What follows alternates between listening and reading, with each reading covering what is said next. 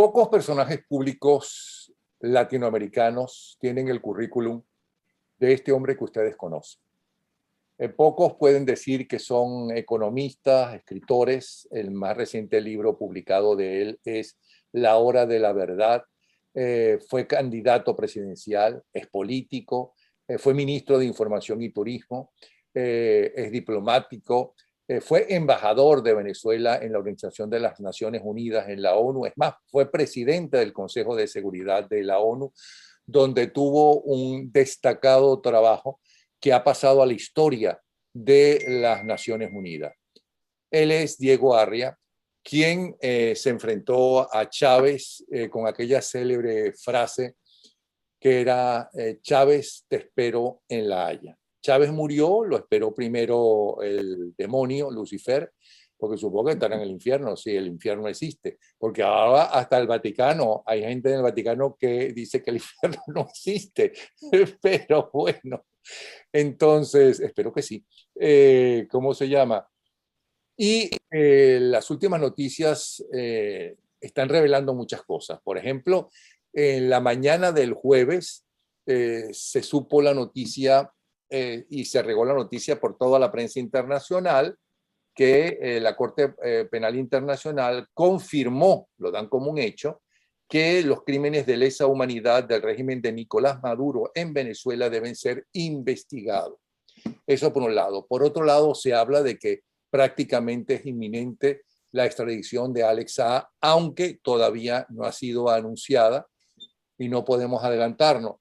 Pero además está el problema de la negociación. Si alguien sabe de negociación, es exactamente Diego Arria, porque ha logrado grandes éxitos en el asunto de la negociación cuando estaba en las Naciones Unidas. Yo quisiera que nos hablara de eso. Bienvenido, Diego Arria, y gracias por estar con nosotros. Mi querido amigo Napoleón, mil gracias. Yo lamento que no hayas continuado hablando de mí. Me has hecho ya la mañana, la tarde y toda la semana. Pero perdona, me he quedado corto porque tu currículum todavía es más amplio. Pues mira, no sé cuál crees tú el tema que quieres que tratemos primero. ¿Quieres que lo haga como me lo dijiste por la Corte Penal Internacional? Perfecto, sí. Pues sí, lo que ha hecho, lo que se ha publicado en el fondo es el dictamen que ya había presentado a la Sala de Consultas Preliminares la anterior fiscal, que como sabes luego, ese es el documento que ya ha circulado. ¿Qué significa eso? Que ahora y el fiscal nuevo, Karim Khan, evidentemente estaba en proceso de revisión, pero él no puede desconocer que ya la fiscal en funciones había reconocido que en Venezuela se estaban cometiendo crímenes de lesa humanidad, por lo menos a partir del año 2017. Aquí no se trata de ser adivino, sino de ser racional. Y para mí lo más racional es llegar a la conclusión de que el fiscal va a ratificar eso y va a ordenar una investigación preliminar que se la tiene que aprobar la sala de consultas preliminares. Yo estoy en ese sentido, siendo realista, muy optimista de que así va a ser. Ahora, ¿qué significa eso? La Corte no tiene, como tú sabes, ni ejército ni policía, no puede venir a recoger a los que serían indiciados, que no solamente es Maduro, sino otro grupo de sus compinches. Y es importante, Napoleón, que la gente que ve tu programa, que son tantos, entienda que el juicio no es contra Venezuela, no es contra el gobierno, es específicamente a individuos, partiendo por Maduro y sus compinches, en lo que se llama una cadena de mando. La cadena de mando es la que sería enjuiciada. Y eso es muy importante tener en consideración porque el fiscal puede, después que le sea aprobada la investigación preliminar, puede ordenar la detención de los indiciados. ¿Y cómo se hace eso? Evidentemente en el gobierno de Venezuela no lo entregarían, pero no podrían viajar a ningún país del mundo que sea signatario del Estatuto de Roma que creó la Corte Penal Internacional porque se eran detenidos. Ayer, creo anteayer, en Sudán, el hombre todopoderoso indiciado por la Corte Penal Internacional hace años, ayer anunció el gobierno que lo iban a regresar a La Haya.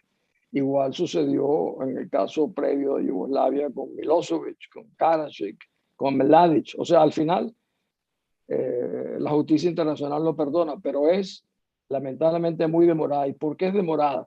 Porque tiene que ser muy cuidadosa en todos los estudios que realiza para que realmente pueda hacer una cosa imparcial, independiente, correcta. Pero nunca la justicia internacional va a la velocidad de las víctimas. En el caso de Alex Saab, ¿qué nos puedes decir? ¿Cómo está la situación? Mira, yo conozco muy poco de este caso, pero sí conozco de Cabo Verde, porque el embajador de Cabo Verde en las Naciones Unidas fue mi colega en el Consejo de Seguridad. Y debo decirte que es un país mínimo, pero muy afincado en las leyes, como todos los países pequeños tienden siempre a buscar en la ley una defensa, justamente para compensar sus debilidades que tienen en otro punto. Y me recuerdo lo preciso que era el embajador de Cabo Verde, que por cierto ahorita está presidiendo el Tribunal del Derecho del Mar en Alemania. O sea, mi impresión de que el proceso que han tomado los tribunales y los tribunales de Cabo Verde, que han demorado, no, sino que han atendido a todas las solicitudes que se han hecho legales, legítimas, demostrando que son, por un lado, independientes, de que no están presionados, de que no simplemente lo van a entregar a los Estados Unidos porque lo está reclamando un país poderoso, sino porque hay una justificación para hacerlo. Eh, la pregunta que todos tenemos que hacernos, ¿por qué nunca el gobierno o la tiranía venezolana ha hecho tantos esfuerzos por que no apresen a este ciudadano? Incluso Maduro no lo llegó a hacer ni con sus propios hijos y sobrinos. Ha sido mucho más vehemente la defensa del régimen de la narcotiranía venezolana por Saab que por el hijo, sobrino, no sé cómo lo llaman, de Maduro y su primera combatiente, como la mal llaman. Sí. Ahora, vamos a explayarnos en el tercer punto y terminamos con el punto de ir a votar en noviembre. El tercer punto es que comienzan las nuevas negociaciones, esta vez en un sitio bien poco imparcial, como es el caso de México, cuyo presidente no solamente ha dado declaraciones públicas de admirar a Fidel Castro y lo hace desde hace mucho tiempo, sino que es uno de los que acogen, y ahí se reunió la más reciente convención o como se llame, del famoso Grupo de Puebla. El Grupo de Puebla. ¿Qué puede esperar? Primero, uno tiene que entender que ahí se van a sentar un grupo de políticos buenos, malos, regulares, como ustedes quieran, pero son políticos, ¿ok? Con un grupo de delincuentes. Y eso no lo digo yo. Eso lo dice la justicia norteamericana, que le ha puesto precio a la cabeza de estos principales delincuentes que están siendo investigados en la Corte Penal Internacional.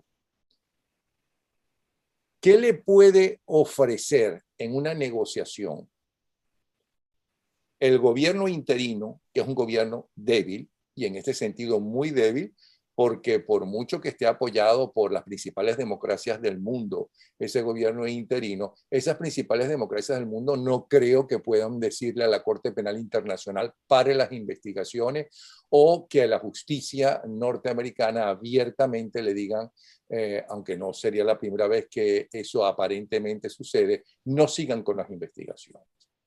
¿Qué puede suceder allí?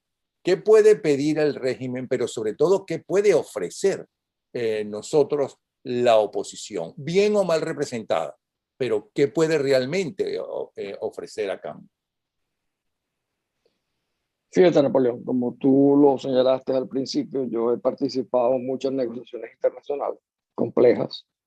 Irak, El Salvador, Haití, Yugoslavia, Angola y otros más. Pero la palabra negociación o el concepto de negociación para mí no se aplica en el caso de lo que estás tú mencionando hoy. Yo creo que lo que están es en una transacción, que es una cosa muy distinta. Esto parece como una transacción comercial, tú me das tanto, yo te doy tanto. Porque es imposible en una negociación pensar que tú puedes negociar aspectos fundamentales como, por ejemplo, que no liberen a los presos políticos, que acaben con la persecución, de que haya libertad de los medios de comunicación. Yo no logro entender que uno pueda usar el concepto de negociación en la medida en que acepte que tengan presos, torturados, exilados, no libertad de los medios de comunicación, abandono completo de la población. Eso entonces no, por eso te digo que la impresión que tengo yo haciendo un símil de que parece que fueran unos comerciantes a negociar víveres. Yo tengo tanto que tienes tú, porque para mí es imposible imaginarme que tú puedas negociar la libertad. Eso no lo he visto yo nunca. Al mismo tiempo, peor aún, la mínima representatividad que tienen estos políticos, como tú los calificas, de poder decir que hablan en nombre de la Venezuela que quiere la libertad, porque han demostrado estar más dominados por sus intereses muy particulares, muy específicos, de grupos que cada vez son menos representativos de sus propios seguidores, que en todas las encuestas determinan que el país no los reconoce. Y en el fondo como si fueran un grupo de dirigentes políticos a representar los intereses de ellos mismos, pero no los intereses de Venezuela. Que se haga en México, sí, es mejor que se hubiera hecho en La Habana, no sé qué, como se hizo el caso de Colombia. Y evidentemente, pero hay algo, a pesar de todo lo que uno piense de la posición del presidente mexicano, en general, la diplomacia mexicana ha sido bastante formal. Yo estuve en México cuando negociábamos el convenio de paz con los guatemaltecos, por ejemplo, porque los guerrilleros guatemaltecos tenían residencia en México. México les daba apoyo para estar en su país en la medida en que no se metieran contra México. Era la manera de comprar, de que no hicieran nada incorrecto en México. Pero te repito, imagínate que tú estás en tu casa con tu familia y hay una banda de criminales que te tienen con ametralladoras al frente y viene el policía y te dice, mira Napoleón, entiéndanse, por favor, entiéndanse con esto que los están amenazando. Hoy vi un encuestador venezolano que dice eso.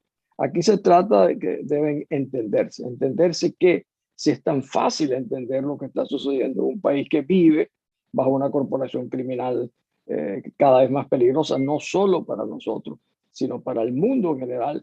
Y uno dice, bueno, nosotros no somos importantes en el mundo, sí, somos los canales de los más importantes de tráfico de drogas hacia Europa, eso tiene consecuencias criminales, nos estamos convirtiendo en un puente de todo tipo de actividades criminales, por ejemplo, los grupos más radicales iraníes o de Hezbollah. Al mismo tiempo le estamos abriendo las puertas a Rusia para que nos involucre cada vez más en un proceso de confrontación internacional. O sea, nos hemos convertido en un problema realmente muy serio, no solo para nosotros, sino para todo el mundo. Sí, pero todavía hace unas horas Noruega, las autoridades expresaron que esta nueva negociación puede resultar positiva. ¿Positiva en qué sentido y positiva para quién?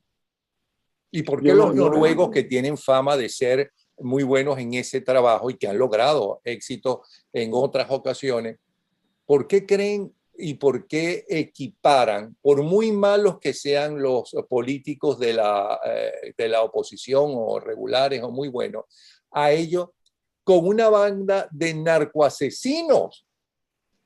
Que no lo digo yo, que no significa nada que lo diga, que lo dice por la justicia norteamericana, que está siendo investigados y ya hay bases para, hoy salió, por cierto, de la Corte Penal Internacional para empezar a investigarlos realmente.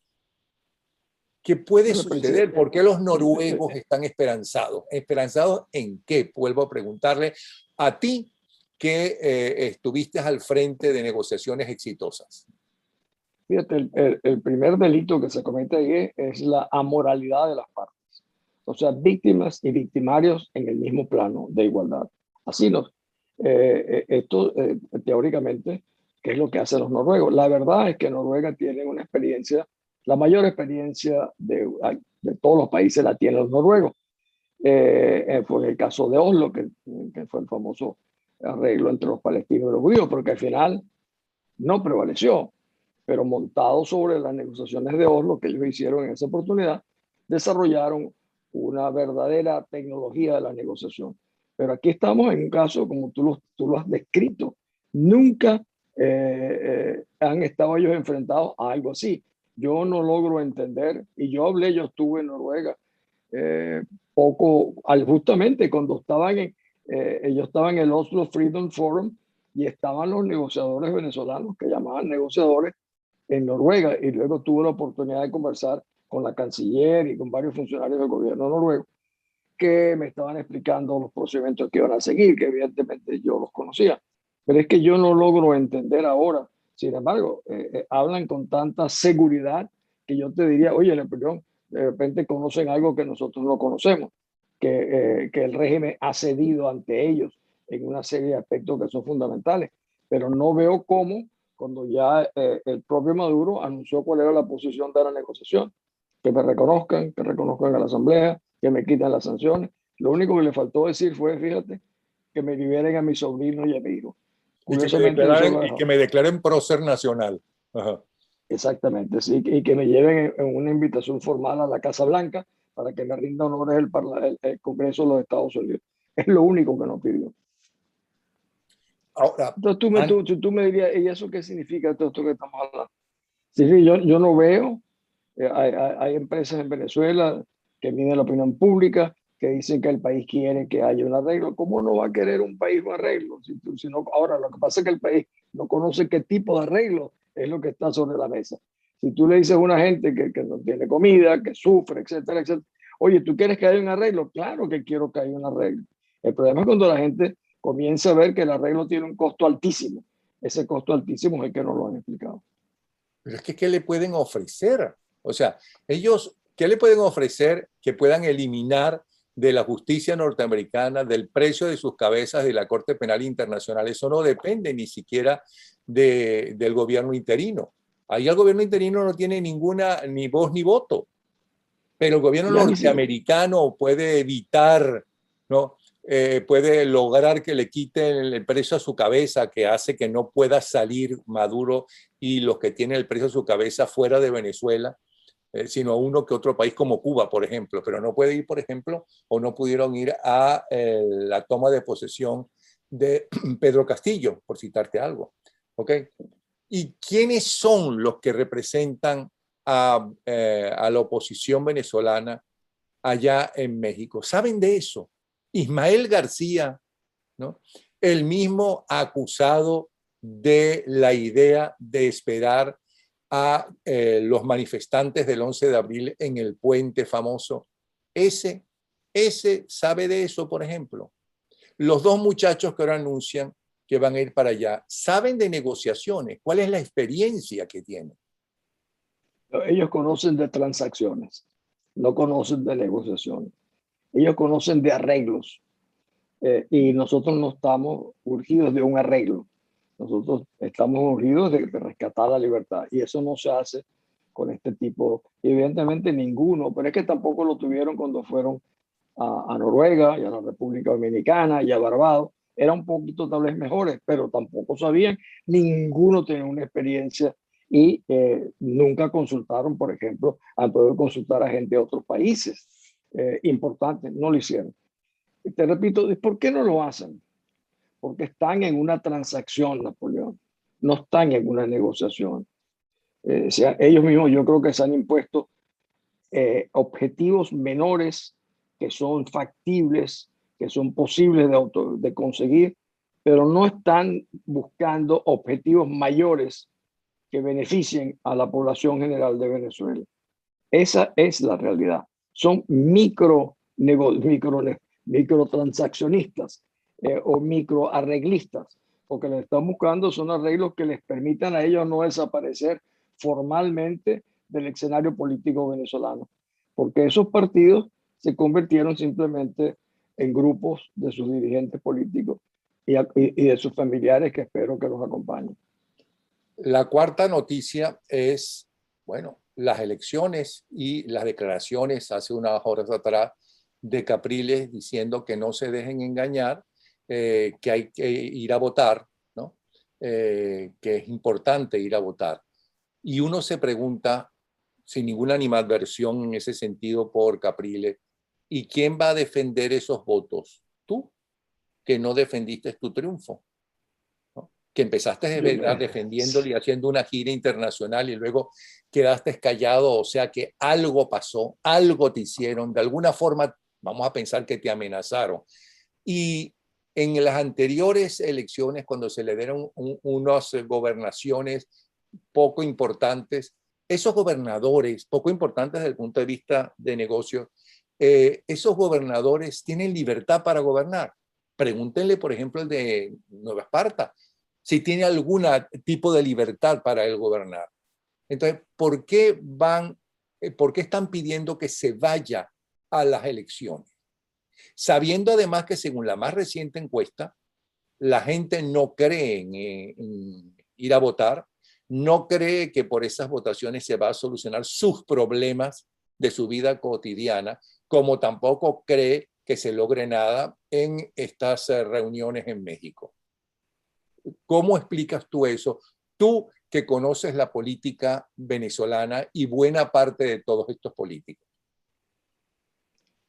La verdad, Napoleón, que tiene que ser muy cara dura para hacer un planteamiento cuando justamente enfrentado a una realidad como era la que habíamos ganado, porque nosotros ganamos.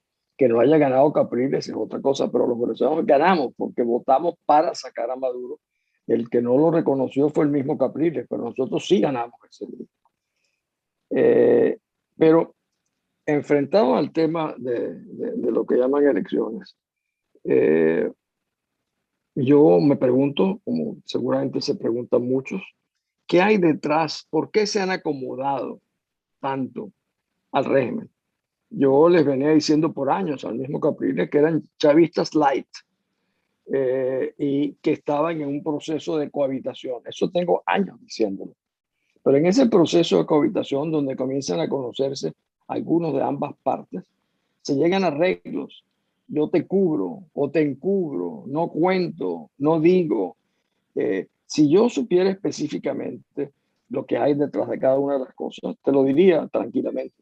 Pero, por ejemplo, el tema de Odebrecht pesa fuertemente sobre una persona como Capriles, porque el Tribunal Supremo de Justicia legítimo lo incluyó en una de sus resoluciones y el resultado fue que sacaron al presidente de la Corte, a Martí, lo sacaron como presidente de la Corte.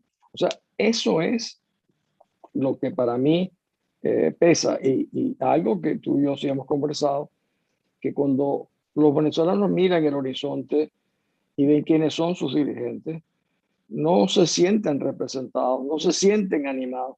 Y una población que no se anime no puede activarse. Y en eso es lo que estamos hoy en día, que no se puede activarse. Yo creo que una cosa importante que creo que los venezolanos en general, o por lo menos yo me siento así, que no acaban de entender que mientras no veamos al resto de los venezolanos como parte de tu familia extendida, no vas a hacer cosas por ellos. Por ejemplo, yo no tengo ningún familiar preso, el único exilado soy yo, pero yo me preocupo por los presos políticos. Yo no estoy muriéndome de hambre, pero me preocupo por los que pasan hambre. Hoy estaba viendo en la patilla la foto, nos hemos convertido en un país de buhoneros, por ejemplo.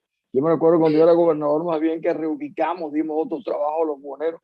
Un país, el país de una importancia, el más rico de América, eso te parte el corazón. Yo no logro entender cómo no vean eso. Y que algunos de los empresarios dicen, bueno, eso es positivo porque estamos creando microemprendedores y tal por cual, como una manera de excusar lo que está sucediendo. Eso me parece a mí algo realmente hasta perverso, porque tú ves esta gente en la calle, está viendo un técnico comercial vendiendo naranja o haciendo cualquier otra cosa. No es porque sea malo vender naranja, es porque no está ejerciendo otras cosas que podrían hacer en un país sin oportunidad. Y que eso no le llame la atención, de que eso no se hable, de lo que ha significado la ruina, el colapso. está hoy en la patilla con esa foto, pues claramente ver lo que está pasando. Pero no ven, Napoleón, te repito. Una vez mi hija Manuela me dijo, es que tú ves a los venezolanos como tu familia extendida. Y eso fue porque yo decía, que a mí me decían mucho, bueno, Diego pone nervioso a la gente diciendo lo que puede suceder. Yo decía, oye, qué lamentable. Mi problema es que como yo he visto tantas desgracias en el mundo, a veces tengo que compartirlas y veo algunas cosas que no porque yo sepa más, sino porque he tenido oportunidad de ver cosas que otros no han visto y las asomo. Entonces, si yo los pongo nerviosos, así, y cuando tú vas al médico con tu hija, tú le dices al médico, no me diga lo que tiene mi hija, no me ponga nervioso, sino dígame lo que tiene porque la quiero curar. Pero eso cuando tú sientes al país como tu familia extendida. De otra manera, no te preocupes. De otra manera, eres indiferente. Y esa indiferencia nos está liquidando porque la solución nuestra, Napoleón, va a venir de los venezolanos, no va a venir de afuera. Vamos a hacer nosotros, o lo hacemos o lo dejamos de hacer. Pero tiene que ser Venezuela. Pero Diego, solamente el año pasado, ¿ok? Y sin una dirigencia nacional que estuviera allí, ni ningún partido en especial, que estuviera allí, hubo más de 9.000 manifestaciones. Eran unos por agua, es verdad, otros por hambre, otros por busca de trabajo, otros por libertad, etcétera.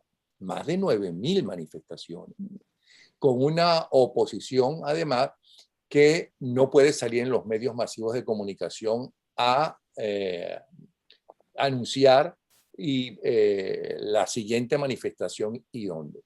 Y en la más reciente encuesta de Mega Análisis, ahí aparece que tanto Maduro como Guaidó están en el suelo en cuanto Sí. a el apoyo de la gente.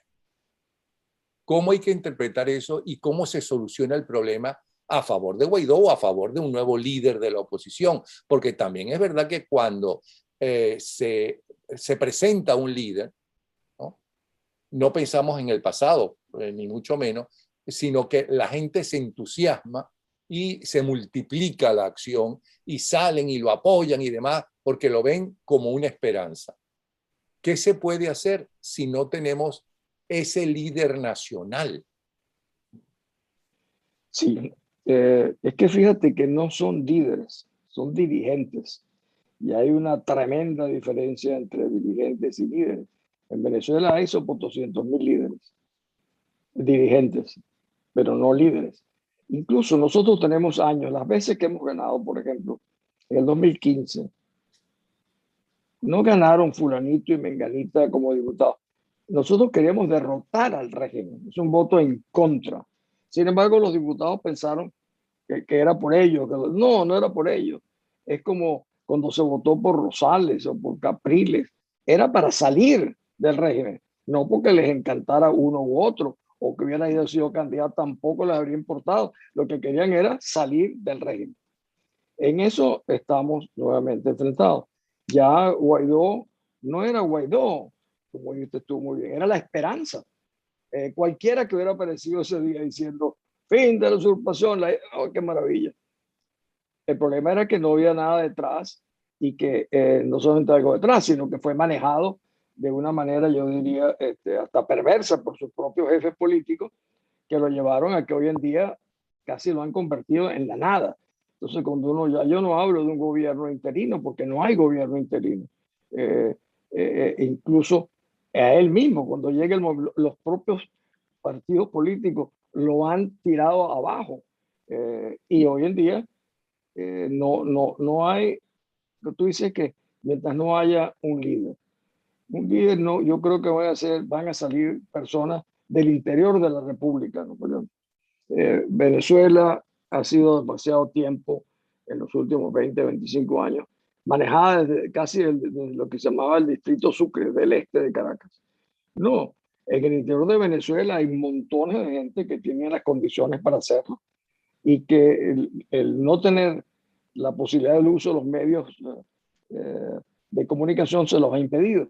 Y por eso es que la mayoría de los líderes políticos, dirigentes políticos en Venezuela son mediáticos, porque nacieron gracias a los medios, no gracias a sus realizaciones, esfuerzos, conocimientos, sino porque salían mucho en Globovisión o en Televisión, etcétera, en Radio Caracas. Y eso no produce verdaderos líderes, eso lo que produce son dirigentes más conocidos. Y a eso estamos enfrentados. Yo creo que estamos, fíjate, en la tormenta más perfecta para hacer algo, fuera de las 9.000 manifestaciones. La economía colapsada, la salud colapsada, el tema de la seguridad cada vez más peligroso, el mundo entero, 60 países que dicen que esto es una narcotiranía. Es el momento, el momento más débil del régimen de Maduro es ahora. Y justamente en ese momento más débil es cuando nosotros inmediatamente tendemos un salvavidas al régimen y nos vamos a conversar. Eso lo hicieron cuando República Dominicana, ahí estaba muy débil el régimen, inmediatamente le tiramos un salvavidas. Después le tiramos otro salvavidas cuando fuimos a Barbados. Y ahora, que es el momento peor de frente al régimen, le hemos tirado otro salvavidas y vamos a México. Mientras tanto, ellos se van consolidando, no hay la menor duda, van tomando pasos adelante y van incorporando a su periferia del régimen a las personas que estén dispuestos a cohonestar lo que está sucediendo y lo que ellos hacen. En esa coexistencia, las víctimas vamos a ser los venezolanos, no sé cuántos, que quieran vivir en libertad. Que por cierto, es un porcentaje que yo no lo conozco y las encuestas realmente no te lo determinan. Porque ¿qué significa vivir en libertad? ¿Y cuánto tú estás dispuesto a pagar por vivir en libertad? Yo pagué, por ejemplo, con muchas cosas, entre ellos el patrimonio mío muy importante, que era mi hacienda. Yo sabía perfectamente lo que estaba arriesgando. Y de paso, yo creo que soy el único persona metida en la política que ha sido afectada en su patrimonio de esa manera, porque no veo que los demás se lo hayan hecho. Pero el venezolano tiene, y te pregunto por qué crees que no la convierten en la presidenta interina, por ejemplo, a María Corina Machado. Es decir, dentro de toda esta gente que se llama de oposición o que es de oposición, María Corina es la que todavía no ha defraudado a la mayoría de sus seguidores. ¿Qué pasa con ella? A ella le caen a golpes en la asamblea, Bueno, a ella no la dejan viajar y le ponen todos los pelos y así todo puede hacerlo, etc. ¿Qué pasa con ella? bueno, ella es 10 veces más representativa que todos los que están haciendo política en Venezuela. Eso no me cabe la menor duda. Está allí para comenzar. Y no es porque sea una mujer, sino porque es la competencia, la interesa, la dignidad y la valentía, y la decencia y la honorabilidad, cosas que, como tú siempre destacas, es fundamental. Pero no, tenemos a Guaidó, tuvimos a Borges. Yo creo que muchísimo, les iría mucho mejor a los venezolanos para enfrentar, asomarnos al mundo con una persona que reúna las características que tiene María Corina, que las que exhibe, por ejemplo, hoy en día Guaidó. Pero esa es una realidad. Y los Estados Unidos, la pregunta es, ¿qué van a hacer los Estados Unidos? Los Estados Unidos, sin los Estados Unidos no habría reconocimiento de los 50 países napoleónicos. Fueron ellos. Fue en esa época el vicepresidente Pence el que llamó a Guaidó. Le dijo, usted tiene que aceptarlo. No querían su propio partido, Voluntad Popular, no querían que Guaidó fuera. Acción Democrática se negaron a juramentar a Guaidó en la Asamblea Nacional, con lo cual pasó un año teniendo que explicar que no se había autojuramentado. Y tú me vienes a decir a mí que eso es un gobierno. No quisieron juramentarlo porque no querían darle importancia los otros partidos a que en ese momento era muy joven, diputado. O sea, entonces cuando tú ves ese cuadro, no lo veo yo solamente. Yo vivo en Nueva York, eso lo ve todo el mundo que está en Venezuela tranquilamente. Y entonces el resultado es que va languideciendo el entusiasmo.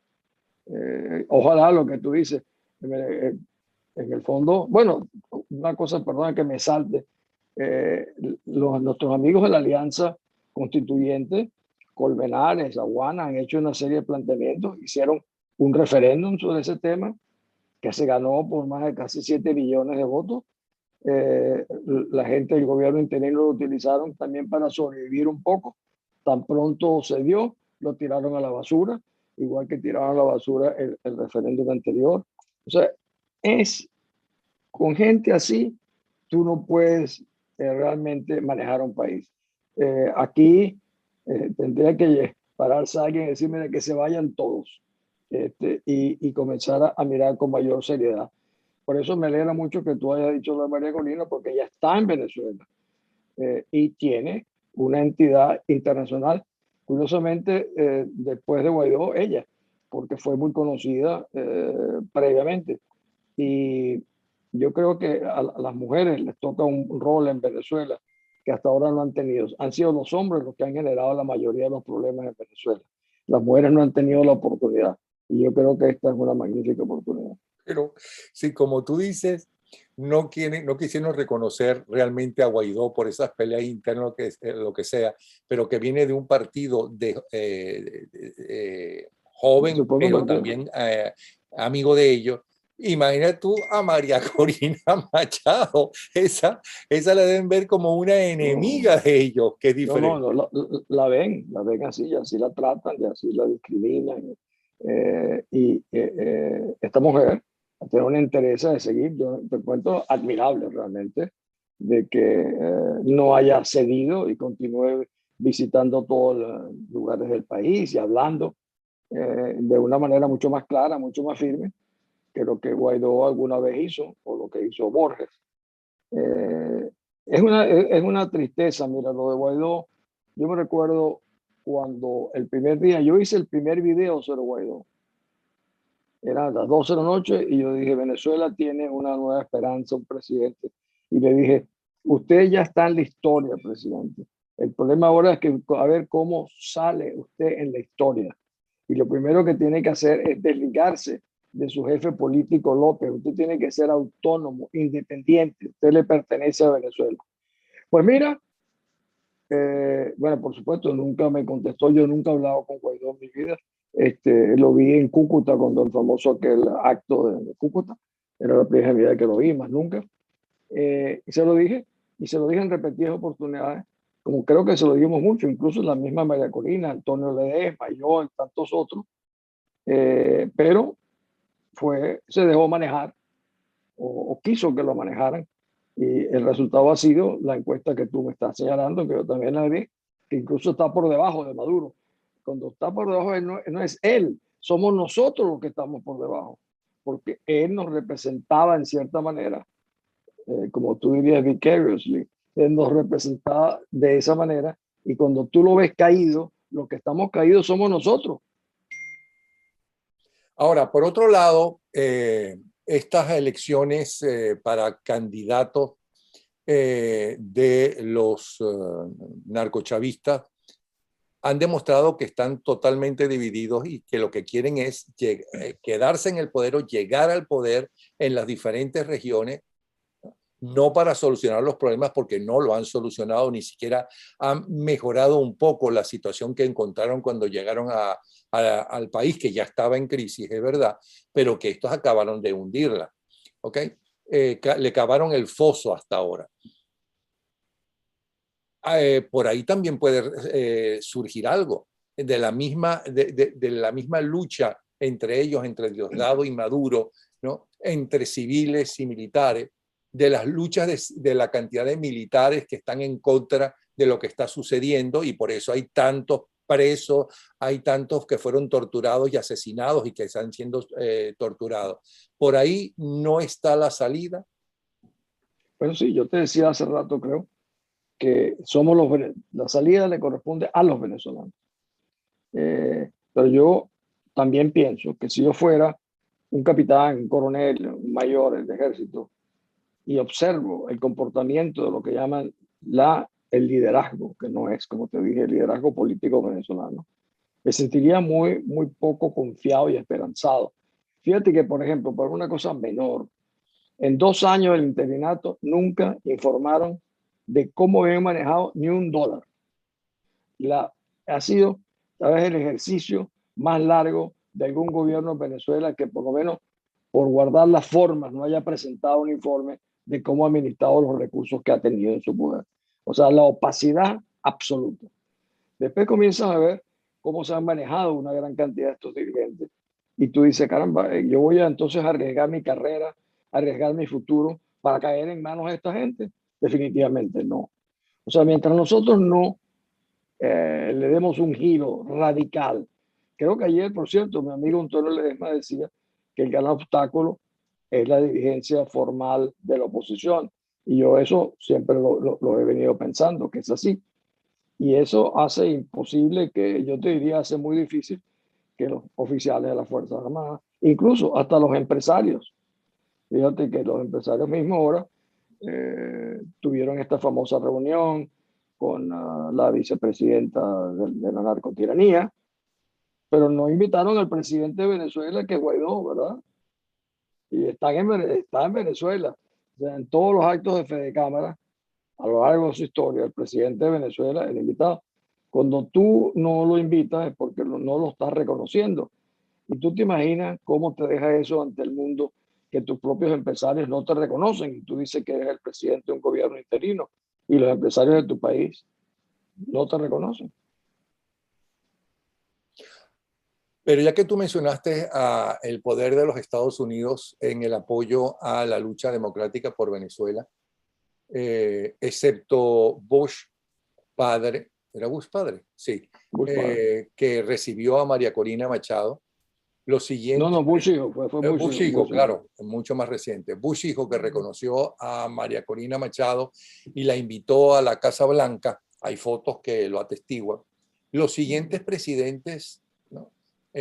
Han visto y han reconocido y han apoyado a este gobierno interino. Es que ellos, inclusive en la época de Trump, el mayor aplauso de senadores y republicanos en el Congreso fue para Guaidó, por la presencia de Guaidó. Fue para Venezuela que Bueno, sí, resistía. sí. ¿Qué pasa con los Estados Unidos? No entiende todo esto que tú nos has dicho.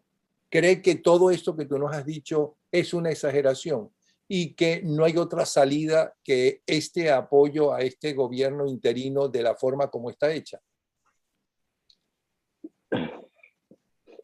Esa es, sin la menor duda, una gran pregunta. Yo me quedo a veces, por ejemplo, ¿quién propuso esta alianza que Guaidó está mencionando del Acuerdo Nacional? Los Estados Unidos. ¿Quién la anunció? Los Estados Unidos. No la anunció ni Guaidó inicialmente, sino el embajador norteamericano salió y dijo, aquí se van a unir los partidos más otros. Y yo siempre me he quedado pensando, ¿cómo es posible que el propio gobierno norteamericano, cuyo sistema, cuyo tesoro, el Departamento del Tesoro, le impone sanciones a dirigentes del gobierno, poniéndole incluso recompensa por su cabeza, no los ve como unos delincuentes al momento de buscar una solución, sino que incluso hablaban de, bueno, renuncia a Maduro, renuncia a Guaidó, o como si estuviéramos todos iguales. Y te voy a decir por qué yo creo que sucede eso. Yo estoy terminando un libro ahorita sobre el tema de Yugoslavia y lo sufrí terriblemente en el Consejo de Seguridad cuando veía que los norteamericanos, los ingleses, los franceses y los rusos en el Consejo de Seguridad veían iguales a las tropas del general Mladic, que eran un grupo de criminales, a los musulmanes, que eran las víctimas del conflicto. O sea, lo veían y lo llamaban las partes, un poco lo que nos está pasando ahora. ¿Y por qué es eso, Napoleón? Porque cuando tú lo miras desde el punto de vista internacional, hay tantos problemas en el mundo que mientras más rápido tú soluciones uno, pasas a otro. O sea, la comunidad internacional está dispuesta a pagar cualquier precio, eso sí, el precio lo pagan los venezolanos para salir del problema. Por eso te dije al principio que los que están ahora en México, los que van a ir a México, es para transar de algo que seguramente hasta ya lo deben tener hasta conversado o avanzado, porque si no hubieran avanzado en algunas cosas, no estarían los noruegos siendo tan positivos, no estaría tampoco el gobierno tan tranquilo, el régimen tan tranquilo, ni los dirigentes de la oposición. O sea que han avanzado, pero tú me dirás, eso es natural. En cierta medida sí lo es, porque Noruega tiene ya tiempo auscultando a las partes. Pero eso de las partes, ¿cómo haría, por ejemplo, mañana si hay algún acuerdo en México para tú decir que Maduro, que fue indiciado por el Departamento del Tesoro por una colección de delitos de lesa humanidad, no merece, que deben serle suspendidas las sanciones? ¿Cómo es eso? O sea, es una revisión total de lo que ha pasado hasta ahora. Y en esa revisión yo creo que a mí me parece muy importante la ayuda de los Estados Unidos, han hecho fundamental, pero no me parece que debe manejar el proceso. Los venezolanos nos corresponde manejar nuestro proceso apoyado por todos los que nos puedan ayudar, como es el caso del más importante de los Estados Unidos, pero no dejar la última palabra a que el Departamento de Estado te diga lo que debes hacer. Sí, siéntate con estos criminales, no te importa. Un momento, hay cosas que hay que resolver de valores que nosotros venezolanos tenemos y que los norteamericanos o los colombianos o los brasileños no tienen por qué sustituir a los nuestros. Pero esa es la responsabilidad de los Estados Unidos. Y que el manejo de este proceso sale bien, dirán que fue gracias a ellos. Pero sinceramente no importa, hay otros problemas. Afganistán está prendido, en fin, hay otros problemas en el mundo que hacen que, por ejemplo, en el caso actual, el foco que había sobre Venezuela lo perdimos. ¿Por qué? Porque no supimos manejar ese problema de la transición. Nos dedicamos, yo me recuerdo que algunos hablaban en el Parlamento Nacional de planes de vivienda, planes de retiro, cuando lo único que había que hacer era sacar al régimen. Haber nombrado, como tú lo sabes, un Consejo Nacional Electoral, haber sancionado, haber nombrado un ministro de la Defensa. ¿Cómo es posible que estos vayan los representantes de Guaidó van al Comando Sur en vez de incorporar a oficiales venezolanos que están en el exilio primera categoría? Nunca lo hicieron. ¿Por qué no dijeron que la única cosa que tenían que hacer era fin de la usurpación, que era ponerle fin al rey? No, se engolosinaron y pasaron 2 años engolosinados hablando otra cosa hasta que lo perdieron todo. Y cuando lo perdieron ellos, somos nosotros las víctimas. Así todo, ¿tienes esperanzas en una salida más o menos pronta o no la viviremos nosotros, tú y yo? Esa pregunta me la hicieron hace como 2 o 3 semanas una periodista en Francia. Y yo le dije, mire, porque me preguntó que si yo veía la luz al final del túnel. Y yo dije, sí, yo veo la luz. El problema es que no conozco la longitud del túnel. Y yo creo, Napoleón, te dije hace ratico, que estamos en una tormenta perfecta. En la tormenta, y tú inmediatamente me dijiste 9.000 manifestaciones. Yo creo mucho más en la capacidad de rebeldía del pueblo venezolano de lo que creo en la dirigencia oficial de la oposición venezolana. Y en la medida en que van surgiendo estas manifestaciones, siempre tienen un líder, el que protesta por el agua, el que protesta por la luz, por la inseguridad. En esa capacidad de sumar a los venezolanos es donde yo creo que está el gran desafío que hoy en día tenemos por delante. Pero sí, yo me dedico, fuera de que estoy dedicado a mi libro, ya tengo 15 meses escribiendo, voy a terminar este mes. No he hecho sino dedicar todas las horas que he podido a mi país. Hablo en el mundo entero, discuto y me represento solo a mí, porque yo sí siento que todo lo que soy se lo debo a Venezuela y como tal me siento obligado a hacerlo. Nadie me paga para hacerlo, no tengo interés político ni comercial, ni dependo de ningún grupo. Y por eso mis opiniones son las mías. Y por supuesto solamente me represento a mí y seguramente a algunos de mi familia, no sé si todos, pero por lo menos me represento a mí. Una última pregunta que no pensaba hacer, pero que me surgió ahora cuando hablas de que confías más en la capacidad del pueblo venezolano que en la capacidad de la dirigencia política. Venezuela tiene una historia de una dirigencia política excelente, inclusive no solamente en la democrática. Lo que hizo Juan Vicente Gómez, ¿no?, permitió que Venezuela existiera, ¿no? Acabó con todos los caudillos. Es verdad que se convirtió él en un caudillo. ¿Okay? En el gran caudillo. En el gran caudillo. Pero es necesario acabar eso antes y empezó a unir a Venezuela a través de carreteras. Lo que hizo López Contreras, que heredó la dictadura de Gómez y en lugar de quedarse como un dictador más, ¿no?, empezó sin prisa pero sin pausa a llevar al país hacia la democracia. Lo que hizo Medina y su amplitud fue impresionante. Los muchachos de la generación del 28 se destacaron, ¿no?, por mucho tiempo y Venezuela creció como nunca en las primeras, especialmente los primeros 3 gobiernos venezolanos. vamos a poner el cuarto de Carlos Andrés Pérez, que sería el cuarto, eran dirigentes. ¿Qué pasó con estos muchachos de ahora? ¿Y qué pasó con los que heredaron Acción Democrática y heredaron a COPEI y heredaron el Partido Comunista? ¿Qué pasó con ellos? Y no hablo de URD porque prácticamente no existe. Pero ¿qué pasó con esos muchachos? ¿Por qué no salieron extraordinariamente bien formados? Como no pudieron tenerlo ni Betancourt, ni Caldera, ni Jovito, ni Gustavo Machado, porque vivieron en una dictadura. Ellos vivieron en gobiernos democráticos. ¿Qué pasó? Fíjate que ese es un tema que yo me imagino que tú lo tienes pensado y debes dedicar tiempo a eso. Yo creo que yo he sentido una gran frustración con esa generación, porque fue una generación privilegiada que tuvo las oportunidades de formarse, de educarse. Si tú lo pones a ver colectivamente, su nivel de formación es muy superior.